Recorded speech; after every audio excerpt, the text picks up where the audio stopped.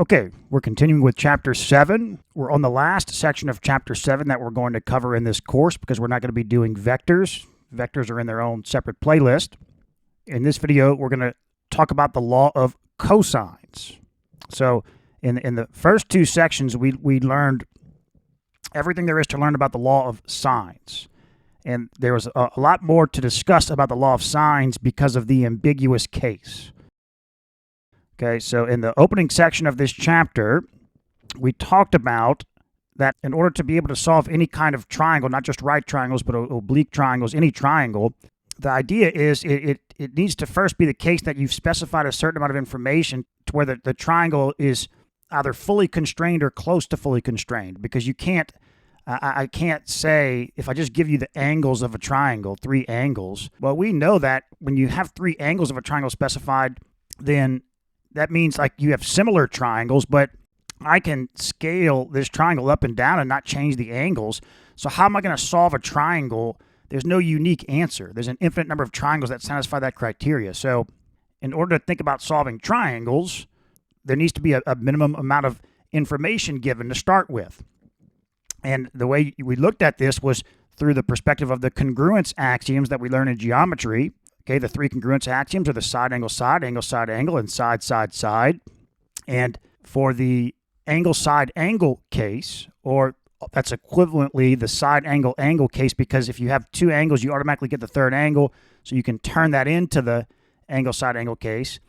That's when we used, they called that case 1 here. There's 4 cases where you can think about solving triangles.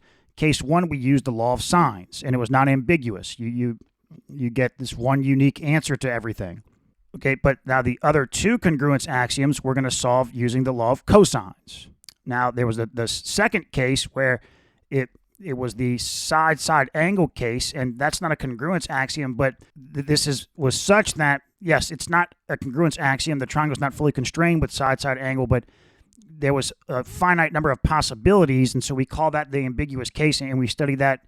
And you solve that using the law of sines, and we studied in detail how you approach solving triangles in that context. Okay, but now we're gonna talk about these last 2 cases in this section involving the law of cosines.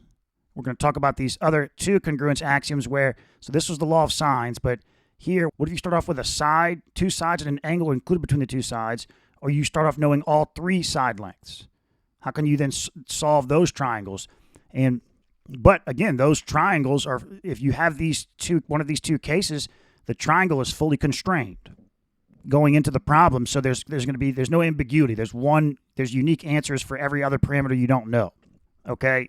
Now, something that you can think about that's pretty interesting on why, you might be wondering, well, so obviously this relation is going to involve, the law of cosines is going to involve cosine instead of sine.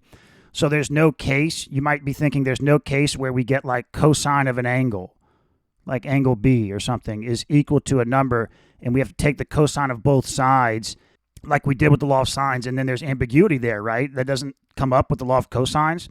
Well, you can think about how when that happens, and we're solving for an angle with the law of cosines, but in some cases, well, for inverse cosine, what's the standard range that comes out of it? Well, we know it's the first and second quadrant is the range of inverse cosine. And so you're going to get an angle with inverse cosine. You get an angle in the first and second quadrant, and then the other angle that's going to match up with that between 0 and 360 is going to be something in the third or fourth quadrant, which isn't an option, right? There's no angle of a triangle that's in the third or fourth quadrant. So it's different from when you applying inverse sine to solve the law of sines, where there's actually 2 angles that come out of that could be part of a triangle. We don't have that issue with cosine. So let's take a look at the law of cosines, and you'll see how this works. Okay, if we are given 2 sides and the included angle, so the side angle side case, or 3 sides of a triangle, that's the side case, then a unique triangle is determined. These are the side angle side and side cases respectively. Both require using the law of cosines to solve the triangle. The following property is important when applying the law of cosines. So let's take a look at this triangle side length restriction, which says that in any triangle, the sum of the lengths of any two sides must be greater than the length of the remaining side. Okay, so let's keep that in mind. As an example of this property, it would be impossible to construct a triangle with sides of lengths 3, 4, and 10. And why not? Because, like they said, if we say we take 4 plus 3, we get 7, and that's not greater than 10. And so they show you here why that's not possible. So we want to keep in mind this triangle side length restriction. You take any two sides, pick any two sides you want, take their sum. That has to be greater than the other side that you didn't pick, the lengths. Okay, derivation of the law of cosines. To derive the law of cosines, let ABC be any oblique triangle. So oblique, just non-right triangle. So here they draw an obtuse triangle, but it could have been acute, just any oblique triangle. Choose a coordinate system so that vertex B is at the origin and side BC is along the positive x-axis. So we choose a coordinate system here, xy coordinate system, vertex B of the triangle is at the origin, and then side BC is along the positive x-axis. So remember, like we talked about in the previous section, you can start with any triangle oriented in any way, and you're allowed to translate that triangle, rotate it, flip it into or out of the page, etc. You can do all of those things, but you don't change without changing the side lengths or the angles of the triangle, right? So you could absolutely take any triangle you want, no matter what it is, and do what they said here as far as put, well, we don't know what vertex B is, but put put a vertex at an origin like this with one of the sides along the positive x-axis. You could do that with any triangle without changing the triangle. It's important for you to realize that. Again, because I could take this triangle here without changing its side lengths or any of its angles. I could flip it horizontally, flip it vertically, rotate it, into or out of the page. Like if this is the vertical axis, rotate it around into or out of the page. I could do anything with it. There's infinite ways I can translate it, rotate it, spin it without changing the triangle itself. So okay, so we got this set up here. Now, okay, let's see. Let xy be the coordinates of vertex A of the triangle. Okay, xy coordinates of vertex A. So, this is x could be negative. X actually would be negative in this case. For this triangle, x would be negative, y would be positive. Then the following are true for angle B, whether angle B is obtuse or acute. So they're saying we're treating x and y like just variables. So x could be positive. If x was positive and y was positive, then it would be an acute angle. If x was negative and y was negative, like this triangle happens to be, then it would be an obtuse angle. Now, you might ask, well, what if y was negative? That's not going to be part of this problem because we can orient we're orienting the triangle to where this side is along the positive x-axis and all of the other sides are above or in the positive region. So if we went to if y was negative, then we would have that doesn't make sense. Then why didn't we just start with we can orient the triangle to start with however we want. So okay. Now with that, B can be acute or obtuse. So then we say that sine of B is using the law of sines is going to be okay. So now sine of B, and we can use the right triangle created with the coordinates. Sine of B is y over c. And cosine of B is x over c. And this is going to be true again, whether or not this angle B is acute or obtuse. Okay, so then they solve for the x and y coordinates of point A. So there's the coordinates of point A. Now they say point C in this figure has coordinates a comma 0. All right, and then AC has length B because it's side B. Okay, and then there's the coordinates of point A. So from there, we can use the distance formula to write an equation for the distance between point A and point C.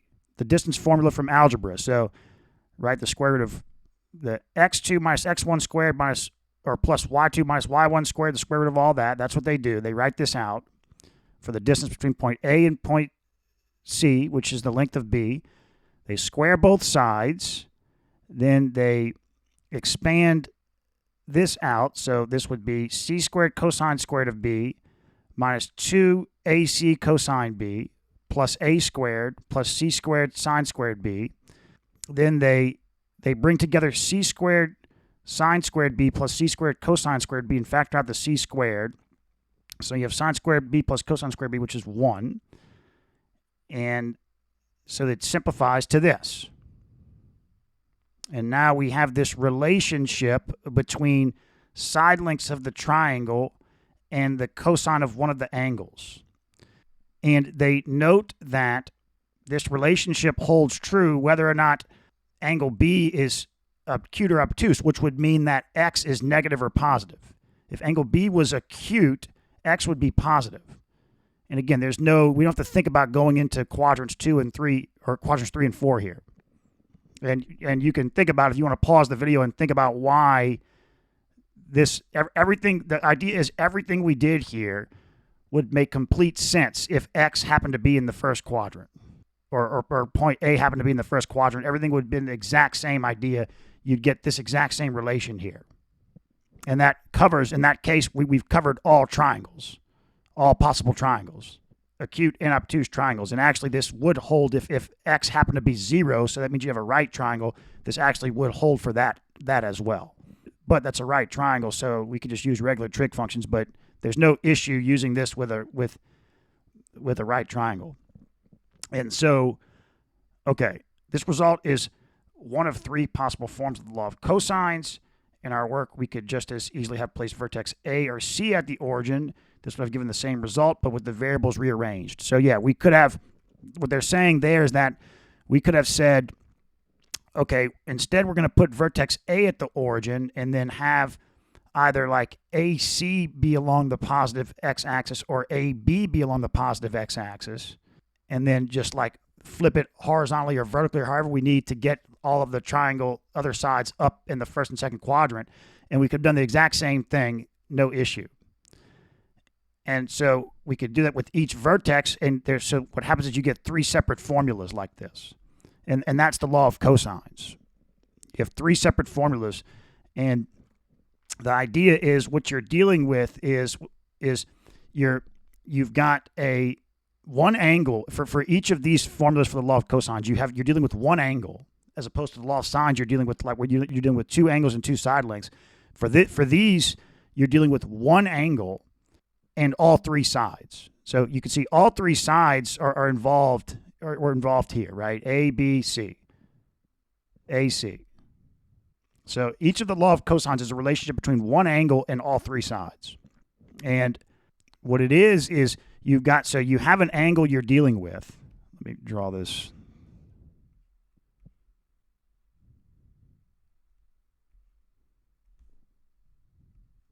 So you have an angle you're dealing with. Let's say we're using the law of cosines with this angle.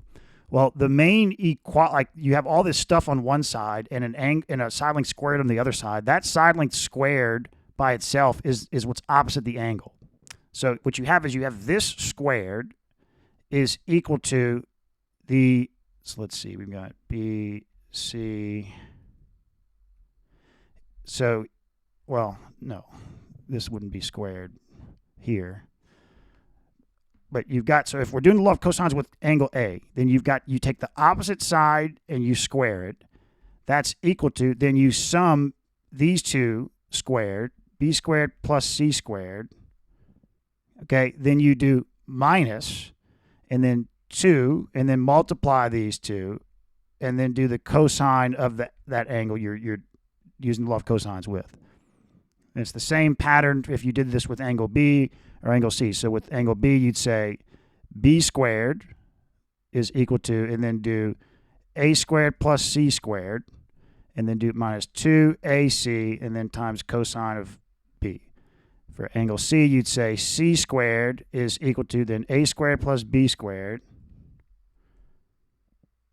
and then minus 2AB, and then cosine C.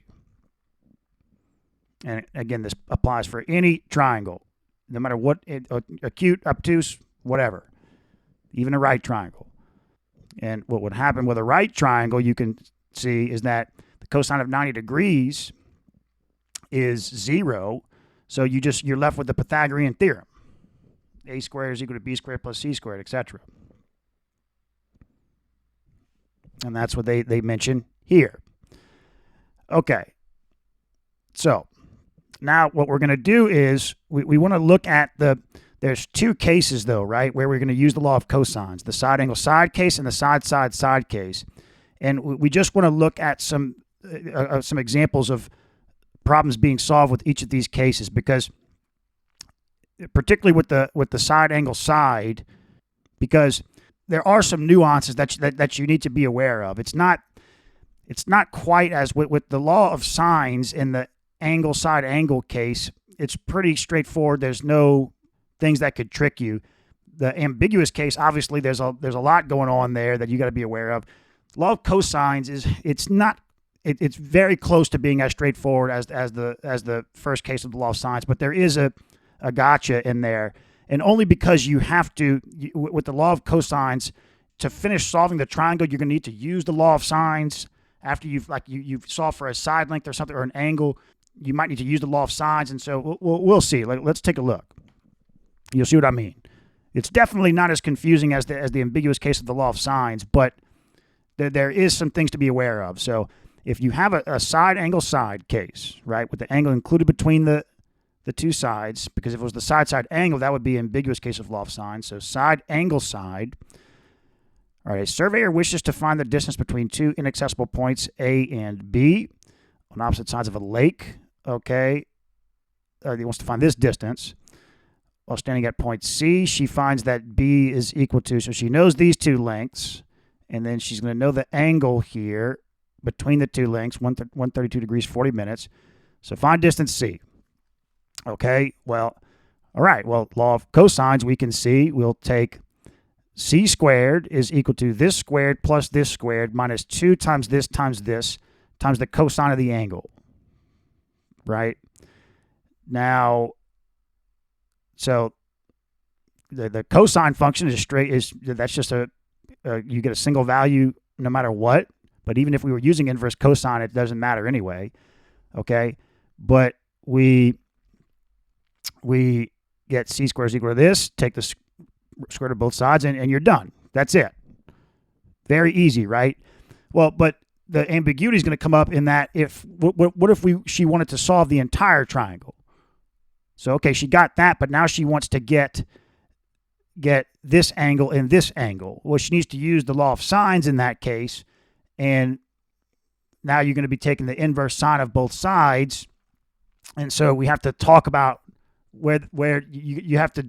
There's a certain thing you have to do correctly to make sure you could potentially get the wrong answer. So, okay, here this is more general, right? Solve this triangle, get all the values. Like here, she got the answer she wanted. She's done. She didn't care about these angles. But let's think about just solving a triangle in general. So solve this triangle. We've got two side lengths and an angle included. Okay, so you apply the law of sines or the law of cosines, and you get side length A. Great. But now you want to keep going, right? So you need to use the law of sines now. So you do sine of A over A is equal to sine of, you take B or C and use the other side length. Okay. So you get sine of B is equal to this, and you take the inverse sine function, you get 56 degrees. Okay. But, there's two angles, right, involved here. So what you need to do is they stated this here. The trick is that, so of the two remaining angles, after you got side length A, or after you got the first side length, then, okay, of the two remaining angles, B and C, B must be the smaller because it is opposite the shorter of the two sides, B and C, right? Once we solve for A, we've got all three sides. So we know what angle must be the smallest angle. We know that because it's going to be the angle opposite the smallest side length, right? So what you want to do is you want to use the law of sines to solve for the smallest angle. And the reason why you want to do that is because you know that that angle can't be obtuse. And how do you know that? Well, because if the smallest angle is obtuse, then the other two angles must be obtuse because that was the smallest angle. That makes no sense, right? But if you solved for the like sine of c, well, even then that you could say, well, that can't be obtuse because the largest the first angle would have to be obtuse. And actually, I'm kind of wondering. Oh, well, no, I see. What could happen is that yes, if the angle you have to start with happened to be the largest angle, okay, if that happened to be the largest angle, well, then it wouldn't matter which one you solve for. The idea is it might be the case that you have two angles remaining, okay? Well, one of those angles might be the largest angle. And so when you solve for it, that could be obtuse. You don't know. But but of the two angles that are left, if you choose the one that's smaller to solve for, then you know it can't be an obtuse angle because that would mean that the other angle would have to be obtuse as well. That's the idea. So it's really not about that the angle you solve for is the smallest angle. It's just that it's smaller than the other unknown angle for sure. Therefore, it can't be the obtuse option. So you choose the acute option and you're done. Now you've got the two angles, you solve for the third angle. Okay, and they say here, had we used the law of sines to find C rather than B in example 2, we would not have known whether C was equal to 81.7 or to its supplement 98.3. So yeah, what they're saying is that if you would have solved for C, the options would have been 81.7 or 98.3. And then if you add 81.7 to 42.3, you get 124. If you add 98.3 to 42.3, you get 140.6. So that means that leaves angle B would work for either of those cases. So it's ambiguous. So, but you don't have to worry about any of that if you just solve for the smallest angle to start with. So that's the ambiguity. There is, I guess, some ambiguity with using the law of cosines to solve a full triangle, but that's pretty simple in my opinion. If you just remember this idea, that's really simple compared to the full ambiguous case of the law of sines. So, okay. Well, okay, is there ambiguity with the sine case? Let's see. I didn't think there was.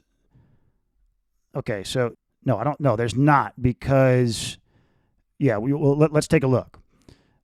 So you might think there is. Of course there is, right? We're going to be solving for all these unknown angles. We've got three unknown angles. But look what happens. We can use the law of cosines. So we're given three side lengths. We can use the law of cosines.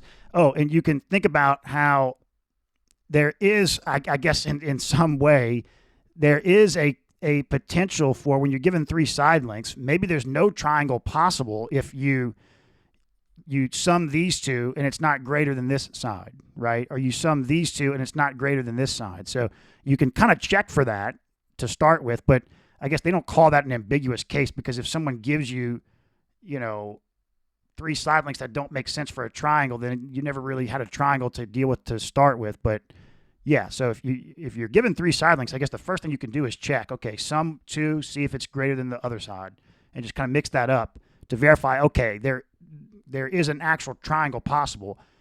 If there is a triangle possible, then you know it's fully constrained. Automatically. Side, congruence. Okay, so, all right, we can use the law of cosines to solve for any angle of the triangle. So we just pick an angle, right? And put it into the law of cosines because the law of cosines relates one angle to all three sides. So they solve for cosine C and get cosine C is this. Okay, it's a negative value. What's that about? Well, remember, cosine, the range of cosine is, we're talking about cosine here, not sine here. Cosine is positive in the first quadrant, negative in the second quadrant. And so that's why the range of inverse cosine, it's with the restriction, it just gives you an angle from 0 to 180 or 0 to pi. Okay, and so what this means is that you're going to have an obtuse angle. That's what this means. So you take the inverse cosine, you get this. But what's nice here is that, so you might have to think about the potential, all the other angles, right? Well, since inverse cosine is going to give you an acute or obtuse angle to start with, the other possibilities between 0 and 360 is going to be something in the third or fourth quadrant, which isn't part of a triangle. So there's no ambiguity with using inverse cosine in relation to solving for angles of triangles. So that's it. That's it. That's angle C. Okay, now what do you do from here?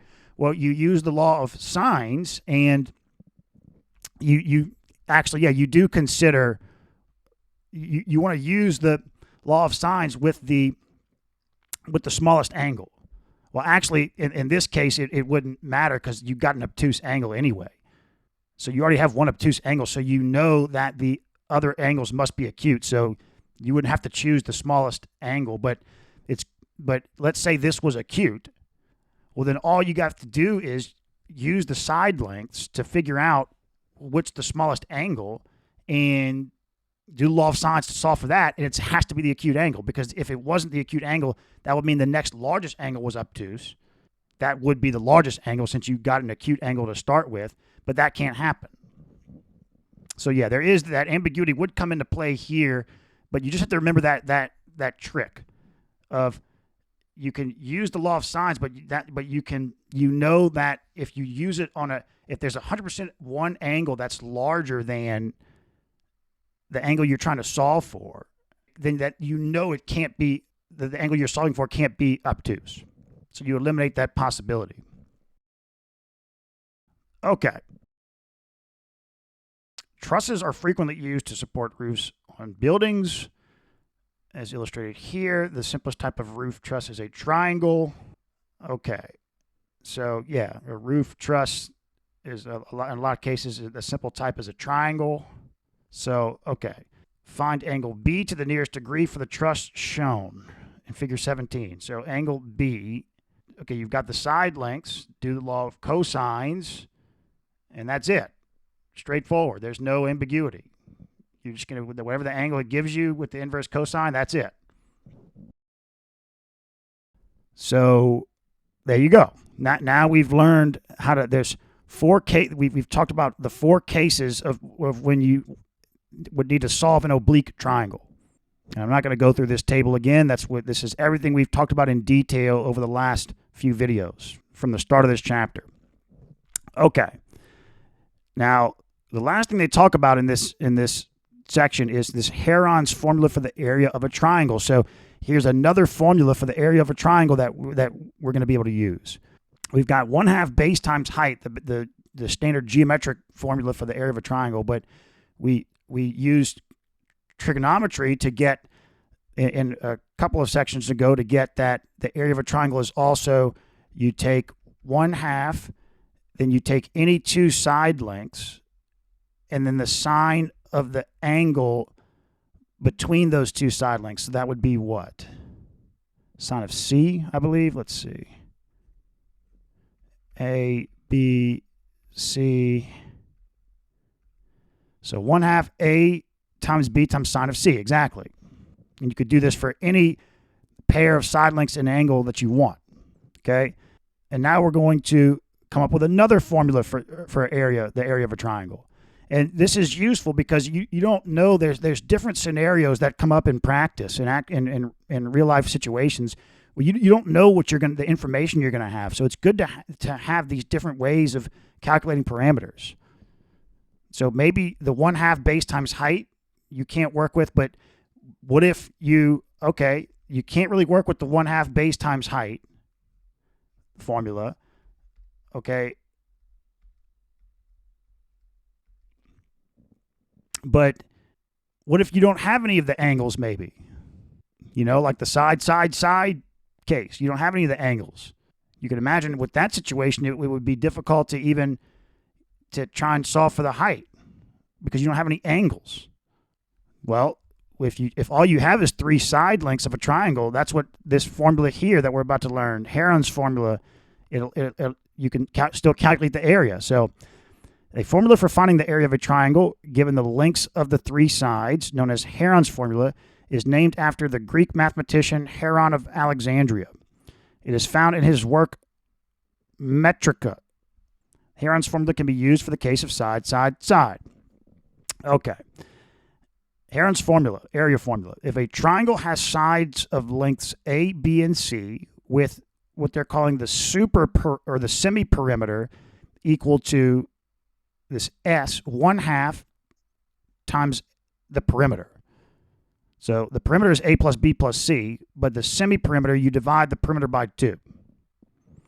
Okay, then the area of the triangle is given by the following formula.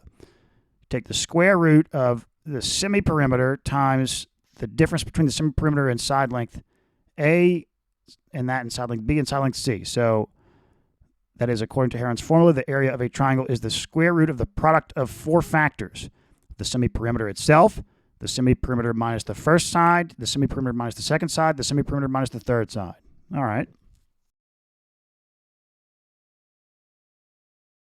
So they give an example here of using the semi-perimeter, but I mean, I think it's pretty straightforward how to use it, but we'll work example problems. But let's see how it's derived. So, okay. A trigonometric derivation of Heron's formula illustrates some ingenious manipulation. Okay. Let triangle ABC have sides of lengths A, B, and C. Okay. Apply the law of cosines. There's the law of cosines, and they solve for cosine of A. They do the law of cosines with angle A. All right. The perimeter of the triangle is A plus B plus C, so half of the perimeter is the semi-perimeter, is given by this formula here. Okay, they multiply both sides by 2. They subtract A from both sides, just do some manipulation, and get to this. B plus C minus A is equal to 2 times S minus A. Okay, subtract 2B and 2C in a similar way in equation 3. Where's equation 3? Oh, here. To obtain the following. Okay, let's see. What are they doing? So here they subtracted 2A from both sides and then factored out of 2. So they're solving for this. 2 times S minus A. Then they came back here and subtracted 2B from both sides and got this. Then they came back here again and subtracted 2C from both sides and got this. So they've got these factors here, which is going to come into play with, if we come over here, we're going to have these S minus A's, S minus B's, and S minus C's. And so I'm assuming that that's going to come into play in the end. All right. Now we obtain an expression for 1 minus cosine of A. So, okay, yeah, we solved for cosine A with the law of cosines. So they're saying let's see what 1 minus cosine of A is. They're just arbitrarily introducing this. So they plug in what we solved for, they substitute what we solved for with the law of cosines. Then they make a common denominator and get one fraction. Then they regroup, and this is a perfect square trinomial, so that they turn that into B minus C squared. Then they factor this, right, the difference of 2 squares. Then they, let's see, just distribute the minus, A minus B plus C, A plus B minus C, okay. Then they, okay, if we take this and come back over here, we can see we've got, so A minus B plus C and A plus B minus C is these two. Okay, so they substitute those in, and then you've got, but these, you can cancel a 2 here, so you're left with this, and that's 1 minus cosine of A.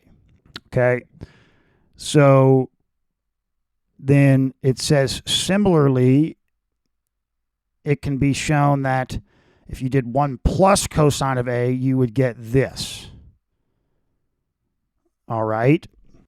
So now it says, recall the double angle identities for cosine of 2 theta. You got these two, right? There's three different double angle identities for cosine, but they put two of them here. So let's see. They say that if 2 theta is equal to A, then you can kind of write it this way. They do the same thing over here. Then they add 1 to both sides and get this. Or they subtract 1 from both sides here. Or no, they subtract cosine. What do they do? Oh, subtract 1 multiplied by minus 1. Okay, then they substitute 1 plus cosine of A into here. They substitute 1 minus cosine of A here. Then they divide both sides by 2. And then what do? Oh, then they just take the square root of both sides. And so now they have a relation for cosine of A divided by 2 and sine of A divided by 2.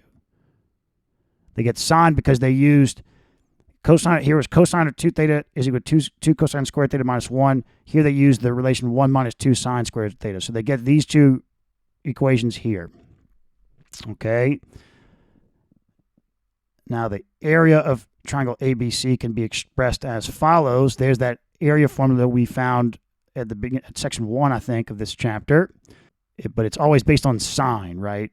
You pick an angle and then the two adjacent side lengths. Sine of an angle times 2 adjacent side lengths divided by 2. So they multiply both sides by 2, and then they divide both sides by BC, and they get this sine of A here. So they did this formula with angle A, which is the angle we started with at the beginning of this derivation, where we did the law of cosines with this angle A. All right. So now then they use the double angle identity for sine of 2 theta. And from there, they say 2 theta is equal to A. So that means that these thetas are A divided by 2. Then so sine of A we saw was 2 times the area divided by BC. Okay. Then we had solved for sine of A divided by 2 and cosine of A divided by 2. So they substitute that in here. Then they solve for the area. And there it is. So pretty cool.